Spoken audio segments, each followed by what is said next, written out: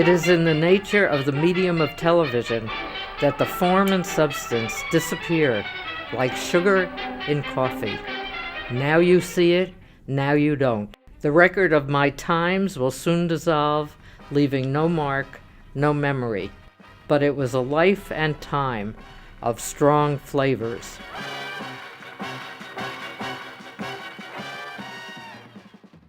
My first job was with the Bergen Record in New Jersey, beginning as a reporter and feature writer, then as an editorial writer and columnist.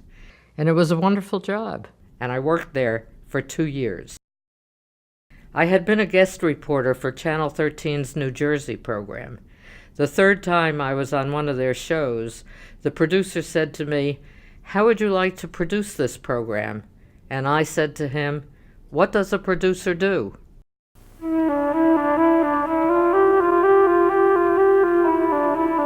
Start with a stream.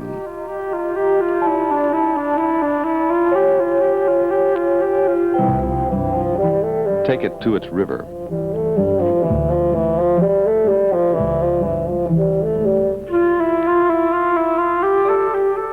Introduce the river to a man.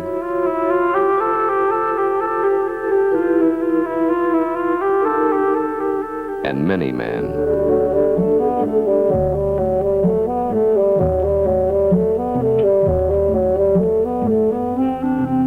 Put the river to work.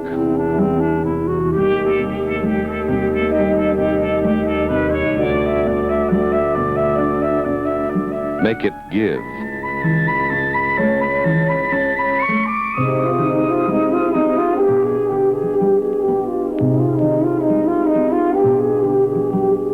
Make it take.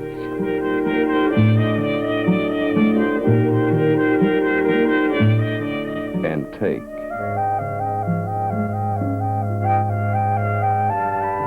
Add an attitude. Minus care. Times time. That is how to make a dirty river. This river. The Passaic River. As a journalist, I was privileged to live in interesting times, as the Chinese say. Hello, so how do you feel about the complete equality of the sexes? Do what? Complete equality of the sexes. No. I produced the first show on the women's movement.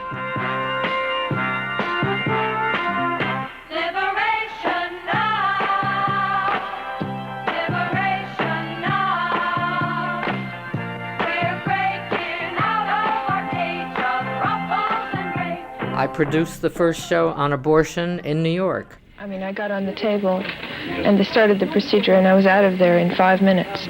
New York State was the first state to legalize abortion, and I was assigned to cover how it had been applied in its first year. A lot of Catholics don't believe in abortion. Do you have any religious... Well, I never did before, but I have in the last 3 or 4 years. So you don't have any religious convictions that this is something you shouldn't have done? No. I'm glad I did it. Now I don't have a problem anymore. What do you think would have happened if abortion was not legal in New York? Oh, boy. I'd have a hard time explaining this to my mother, bringing it up. I'd just be a lot of trouble. Really would, because my parents are very strict. So you think legalized abortion is a good thing? Oh, it's a beautiful thing. My documentary on death was another first.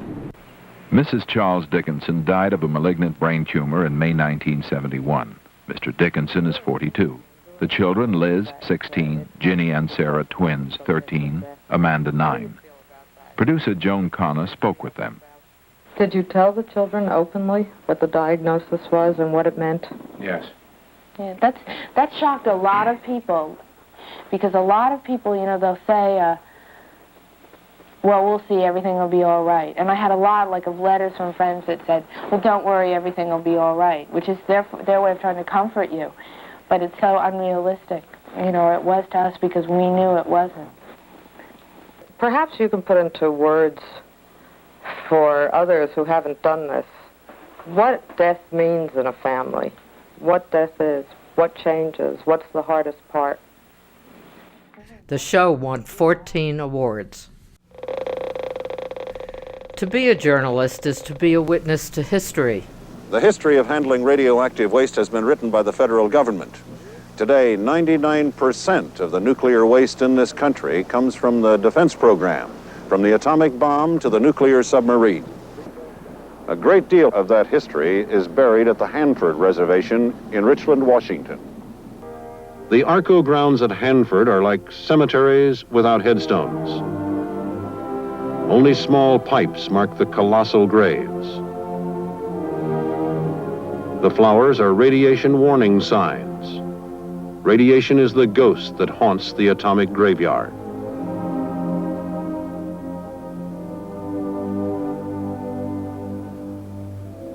No one who understands walks around outside the buildings unnecessarily. Is it true that you really cannot anticipate a leak, that you only know after it happens? That is correct. We, in order to detect a leak, we must have some leakage from a tank in the first place. So that by the time you discover it, the damage is done. A small amount of damage is done.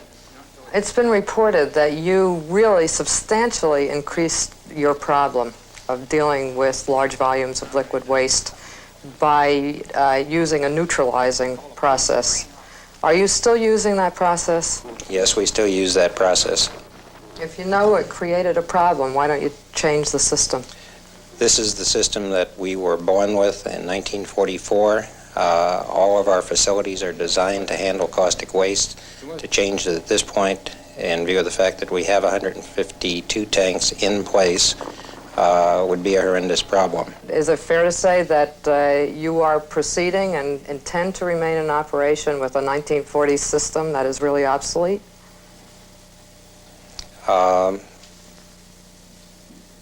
The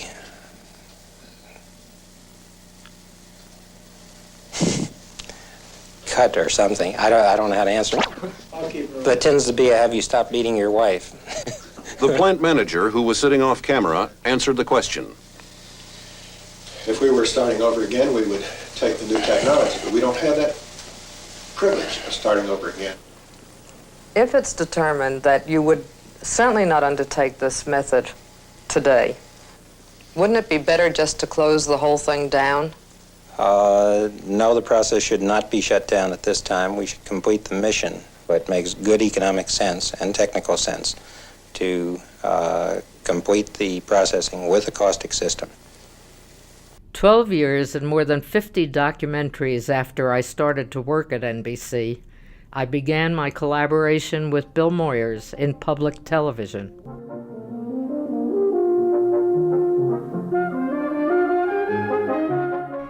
In 1978, I was executive producer of Bill Moyers' Journal.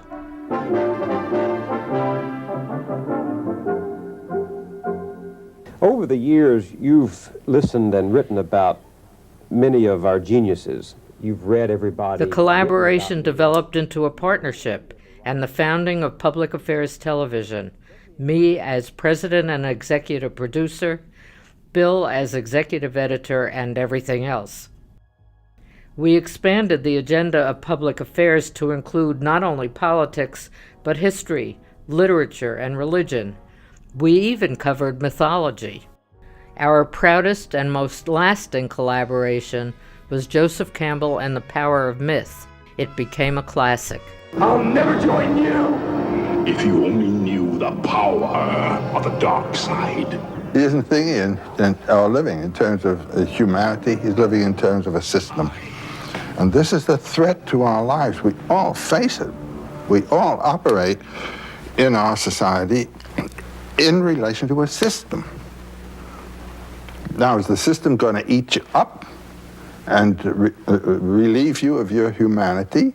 Or are you going to be able to use the system to human purposes. But I can hear someone out there in the audience saying, well, that's all well and good for the imagination of a George Lucas or for the scholarship of a Joseph Campbell, but that isn't what happens in my life. You bet it does. If the person doesn't listen to the demands of his own spiritual and heart life and insists on a certain program, you're going to have a schizophrenic crack-up. The person has put... My professional life came full circle when I returned to my alma mater as Dean of the Columbia Graduate School of Journalism, the first and only woman dean to date. The Columbia Graduate School of Journalism is a unique institution in American journalism, a bridge between journalism as it is practiced and journalism as it ought to be. It is a sanctuary, a sacred place dedicated to the ideals of a free and responsible press in a democratic society. I believed in the school. To me, it was the cathedral of journalism, where we not only covered the news, we created it. Tonight, I am pleased to introduce the author of the Satanic Verses, Salman Rushdie.